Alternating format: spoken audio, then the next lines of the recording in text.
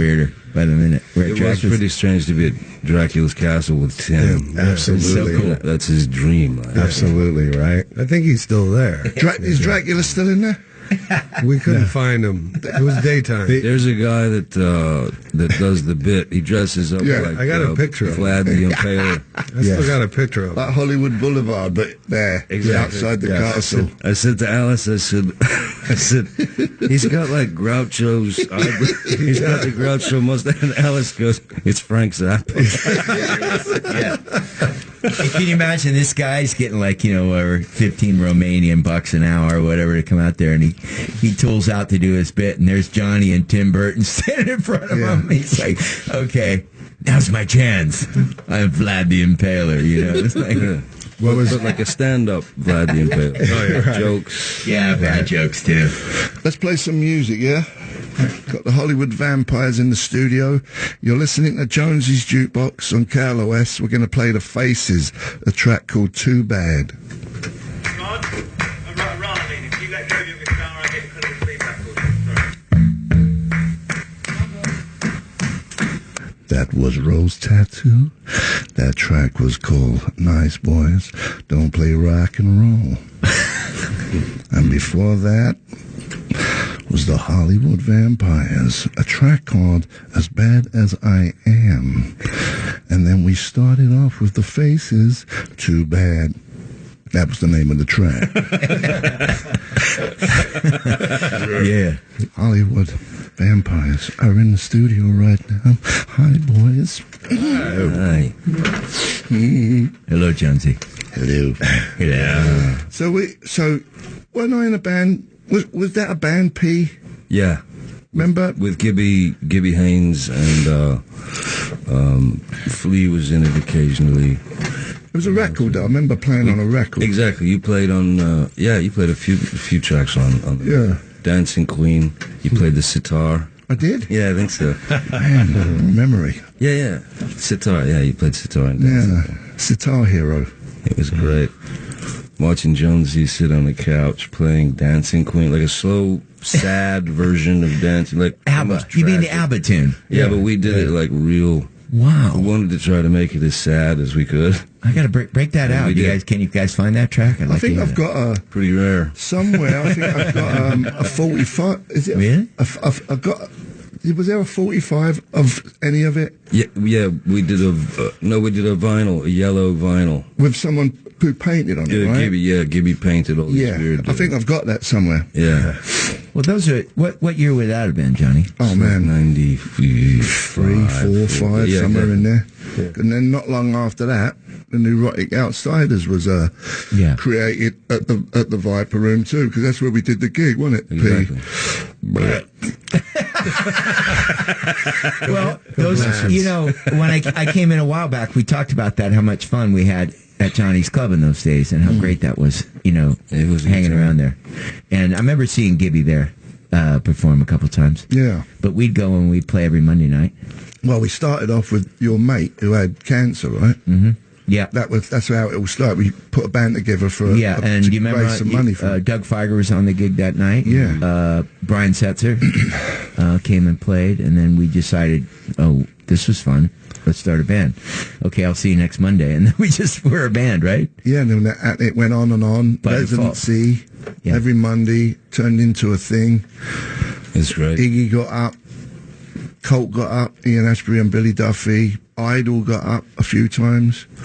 And then we got Guy O'Siri used to come and hang out there when he was at Maverick, and he was becoming a big shot because he signed Alanis Morissette. Mm-hmm. And then he gave us a record deal. That's right. The Neurotic Outsiders. And in a lot of ways, I mean, I like to say that the Vampires has been very organic like that, because Johnny... Right? You could tell the story about how it came together with Alice. And then when I found out about the band, I heard that Johnny and Joe Perry and Alice had this band. I called Shep Gordon, who's this crazy old manager who manages Alice Cooper. Great documentary. Have you seen that? Yeah, yes. Supermensch. The Mensch, yeah. And I actually called him and said, "Who's your drummer?" And he said, "We don't have one." And I said, "I'm available." And that's kind of how it came down. And then Robert's name came up when we were looking for a bass player, and basically I mentioned it. Joe mentioned it.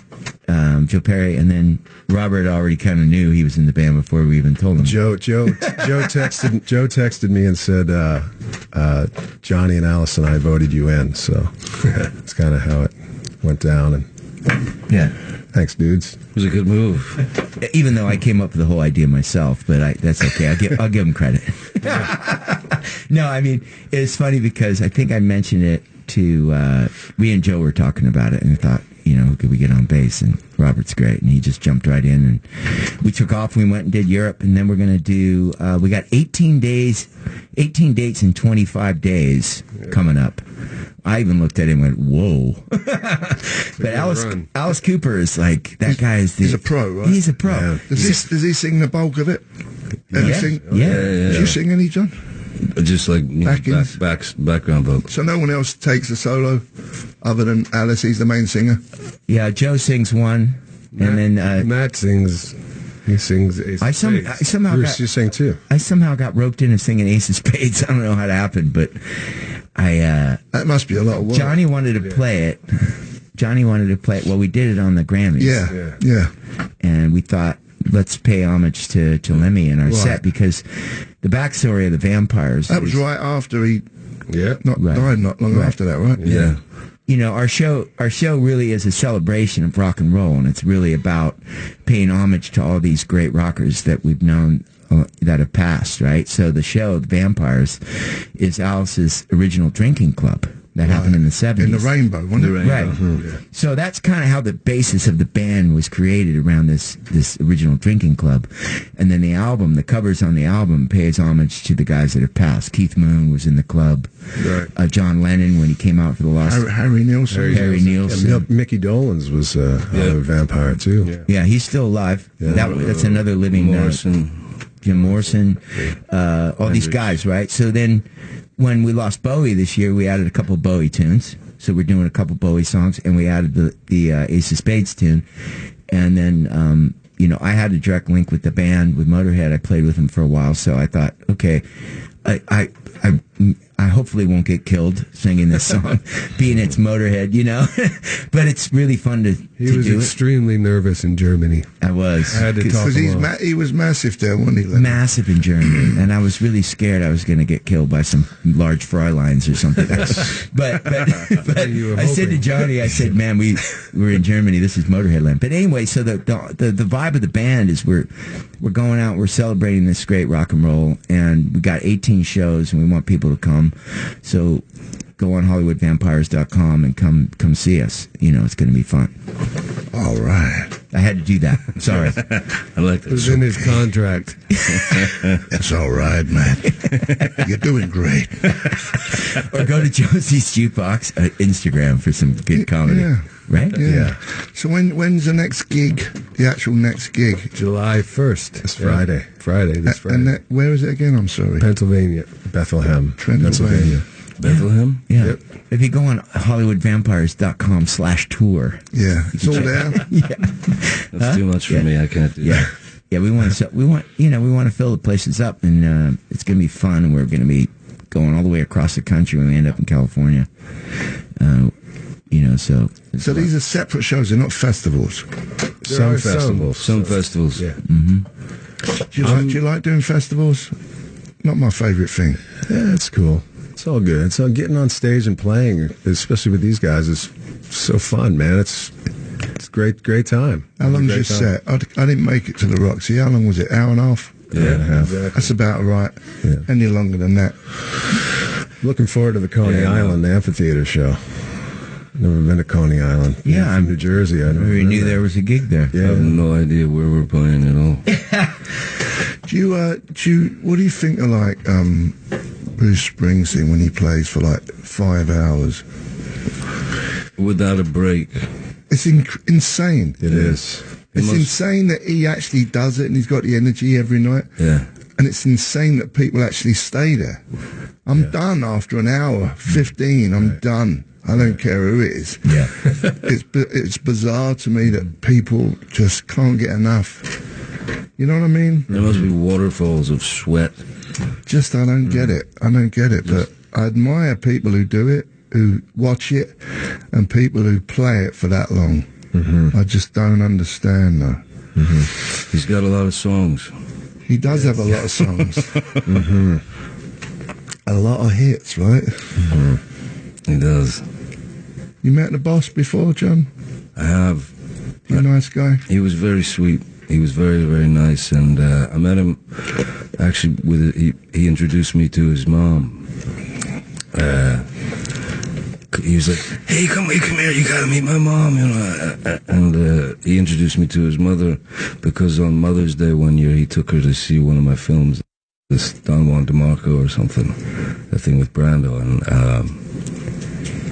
I don't, you know, she was just very sweet, you know. She was a It fan. was cute. I think she was a fan of Brando. I don't think she cared about me at all. Did you see that documentary, Brando's one? Oh man, yeah, I like that. it's beautiful. It's Done well with all them tapes that he Yep. recorded of himself. It was yeah, bizarre. and then Right. I remember him telling me about that 3D, you know, the motion capture, the 3D thing that he was doing, and you know, and then saying to me, "I won't ever have to go to work again. I'll just send in this chip." You know, he could stay home, you know. And then when I saw the image Yeah. and the voice connected to it, it was like, it was the closest I'd been to him since his passing, you know. It was really weird, but beautifully done. Yeah. Do you Beautiful. think he was like one of the best actors? I think he revolutionized He changes the way, acting. yeah. Marlon was essentially the wave of punk rock in Yeah. in you know 1950 or something. It was good the way, I like the fact that he wouldn't take anything from anyone. And that was what I really enjoyed about him. I don't think he was doing it to be difficult. I think he was doing it because he really felt, I'm not going to be treated like all the other mugs who show up in the, you know. Yeah, and he had, I mean, his the way his brain worked. He was incredibly, obviously, but inventive, and these weird, beautiful, absurdist ideas would sort of just be sliced off of his brain, and he had to try. You know, he just wanted to try stuff. So.